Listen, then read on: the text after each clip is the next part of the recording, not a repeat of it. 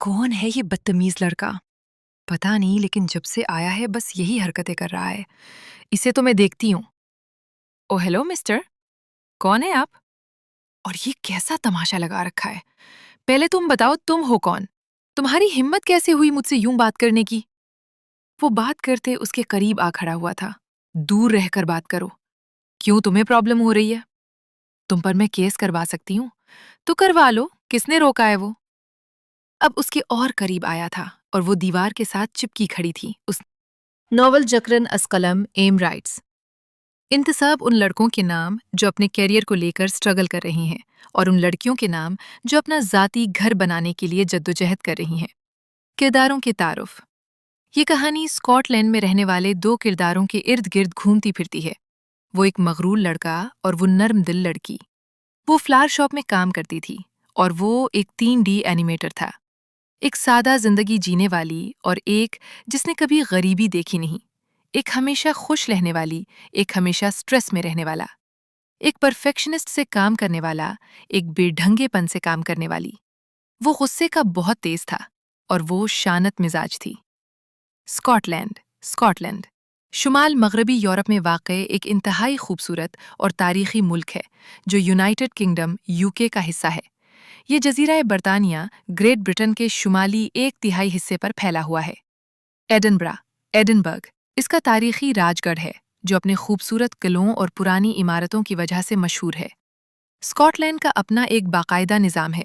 ये 1707 ईस्वी से इंग्लैंड के साथ एक सियासी इत्तेहाद के तहत यूके का हिस्सा है। इसकी अपनी पार्लियामेंट, स्कॉटिश पार्लियामेंट और हुकूमत है जो सेहत, तालीम और मकामी कवानीन के फैसले खुद करती है। करेंसी के तौर पर यहाँ पाउंड, स्टर्लिंग, GBP ही इस्तेमाल होता है। स्कॉटलैंड अपने ऊंचे पहाड़ों, हाईलैंड्स और गहरी झीलों के लिए दुनिया भर में मशहूर है। यहाँ झील को लॉख कहा जाता है, जैसे कि मशहूर ज़माना झील लॉख नेस। यहाँ का रिवायती लिबास किल्ट है, जो एक स्कर्ट नुमा मर्दाना लिबास होता है, और यहाँ का रिवायती मूसीकी का आला बैक पाइप है, जिसे पाँव की थाप पर बजाया जाता है।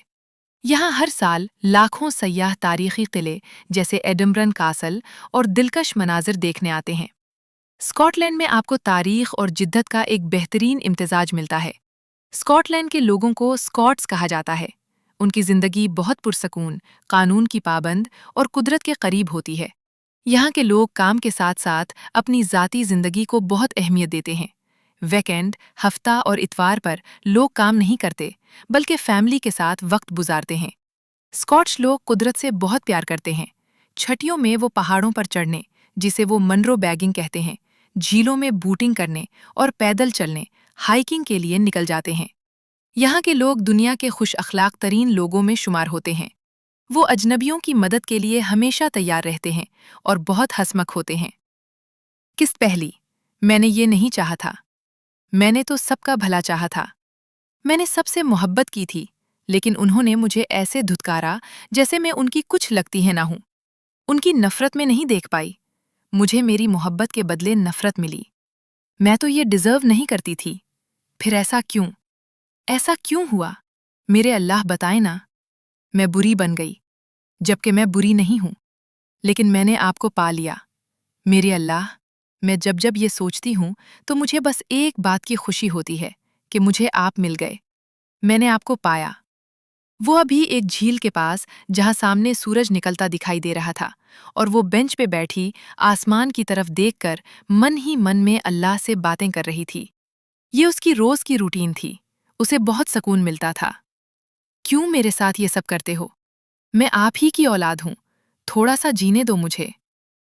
वो मोबाइल फोन को कान से लगाए गुस्से में बात कर रहा था। तो क्या हुआ? अगर मैं अपनी पसंद से जीना चाहता हूं तो आप लोग मेरे साथ ऐसा नहीं कर सकते। उसका चेहरा लाल हो चुका था। वो गुस्से में गाड़ी में बैठता तेज रफ्तार से अपने ऑफिस से निकला था। वो अभी अपनी शॉप पर आई थी जहां वो काम करती थी। उसने देखा कि वहां पर फूल बिखरे पड़े थे और एक लड़का फूलों को उठाकर जमीन पर फेंक रहा था। कौन है ये बदतमीज लड़का? पता नहीं, लेकिन जब से आया है बस यही हरकतें कर रहा है। इसे तो मैं देखती हूँ। ओ हेलो मिस्टर, कौन है आप? और ये कैसा तमाशा लगा रखा है? पहले तुम बताओ, तुम हो कौन? तुम्हारी हिम्मत कैसे हुई मुझसे यूं बात करने की? وہ بات کرتے اس کے قریب آ کھڑا ہوا تھا۔ دور رہ کر بات کرو۔ کیوں تمہیں پرابلم ہو رہی ہے؟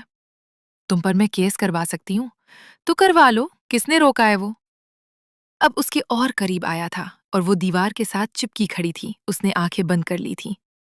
یہ کیا کر رہے ہو حامز؟ اچانک وہاں ایک اور لڑکا آیا تھا۔ وہ اس لڑکے کو دور کرتا، اسے اپنے ساتھ لے کر گاڑی میں بٹھاتا وہاں سے لے جا چکا تھا۔ تم ٹھیک ہو امایا؟ ہاں، میں ٹھیک ہوں۔ تم نے اسے تھپڑ کیوں نہیں مارا؟ میں نہیں مار پائی۔ لیکن کیوں؟ میں نے اس کی آنکھوں میں درد دیکھا تھا۔ امایا، تمہارا نرم دل تمہیں ایک دن برا پھنسائے گا۔ اب ایسا تو نہ کہو زیوا۔ اور نہیں تو جب دیکھو دوسروں پر پیار لٹاتی ہو۔ تم سے بھی تو پیار کرتی ہوں۔ ہاں، بس صرف مجھ سے ہی پیار کرو۔ یہ تو منافقت ہو گئی۔ کوئی نہیں، مجھے چلے گا۔ دیکھو تو کتنا نقصان کر کے چلا گیا اڑیل آدمی۔ باس کو پتا چلا کہ ہم نے اس سے نقصان کی بھرپائی کے لیے پھوٹی کوڑی نہیں لی تو ہماری خیر نہیں۔ ہاں، کہہ تو تم ٹھیک رہی ہو زیوا۔ اب کیا کریں؟ دیکھتے ہیں، ابھی تو یہ سب بکھیرا سمیٹنا ہوگا۔